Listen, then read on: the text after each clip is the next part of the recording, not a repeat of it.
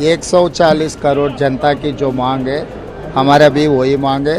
Rahul Gandhi ji has to take position as a leader of opposition.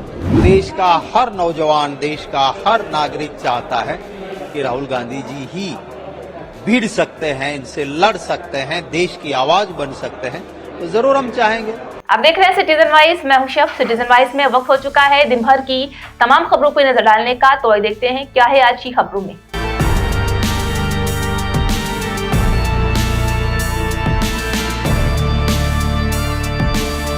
Delhi में कांग्रेस की बड़ी बैठक हो रही है। बैठक में बड़े फैसले लिए जा सकते हैं। इसमें बड़ा फैसला है, सूत्रों के मुताबिक सोनिया गांधी को फिर से कांग्रेस संसदीय दल का नेता चुना जा सकता है। इसके बाद वे नए नेता प्रतिपक्ष का चुनाव करेंगी, जहां कई कांग्रेसी नेताओं ने राहुल गांधी को लोकसभा में नेता प्रतिपक्ष बनाने का प्रस्ताव रखा है। वहीं मल्लिकार्जुन खड़गे के राज्यसभा में विपक्ष के नेता बने रहने की संभावना है, जहां राहुल गांधी को लेकर कन्हैया कुमार और रेवंत रेड्डी ने बड़ी बात कह दी है। आइए जानते हैं उन्होंने क्या कहा है। करोड़ जनता की जो मांग है, हमारा भी वही मांग है।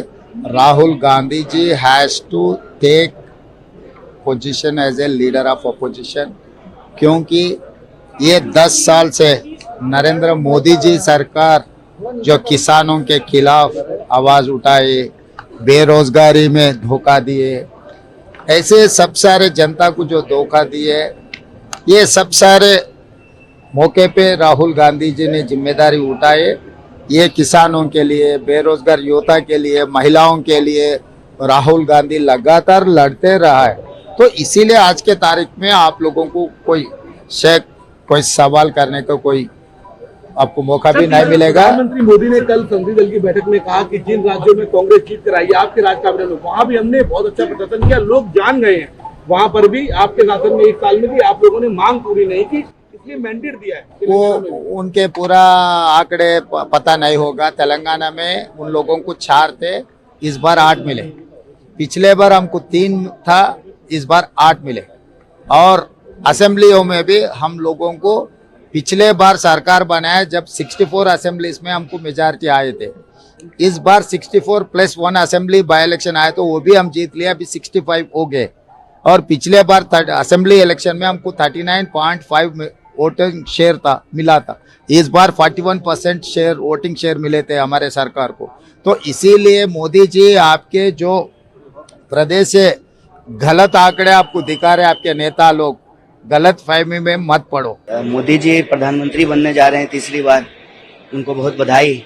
लेकिन हमारे लिए अभी सबसे बड़ी चिंता की बात यह है कि देश भर में जो नीट में धांधली हुई है और स्टूडेंट के भविष्य के साथ जो खिलवाड़ किया गया है, और लगातार चाहे पहला कार्यकाल हो, दूसरा कार्यकाल हो या तीसरा कार्यकाल हो, इस देश में नौजवानों का भविष्य खतरे में है, अंधकार में है।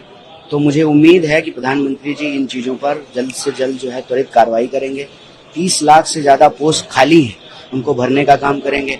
और बार बार जो पेपर लीक हो रहा है, प्रश्न पत्र लीक हो रहा है, इस पर कोई ठोस कानून बनाया जाएगा।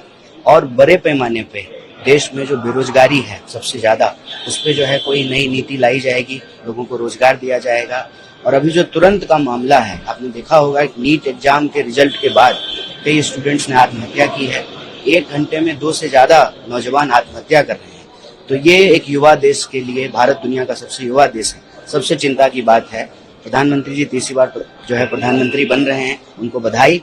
लेकिन वो युवाओं और विद्यार्थियों के सपनों को जो आज तोड़ा जा रहा है, जिस तरीके से उनके भविष्य से खिलवाड़ किया जा रहा है, उस पर कोई कार्रवाई की हम उम्मीद करते हैं। राहुल जी के लिए क्या कहेंगे, क्योंकि आपके कई सांसद जो है ये कह रहे हैं कि अब उन्हें नेता विपक्ष का जो है वो संभालना चाहिए। अच्छा, वो तो मीटिंग है, CWC की मीटिंग है, CPP की मीटिंग में तय किया जाएगा। हाँ, उसकी अपनी एक प्रक्रिया है। आप क्या सोचते हैं कि उनको? देखिए, पार्टी को एक प्रक्रिया के तहत पार्टी चलती है और चलना भी चाहिए, तो भी बैठकों में तय होगा। एक equal level of playing field चुनाव में सभी पार्टी को मिलना चाहिए।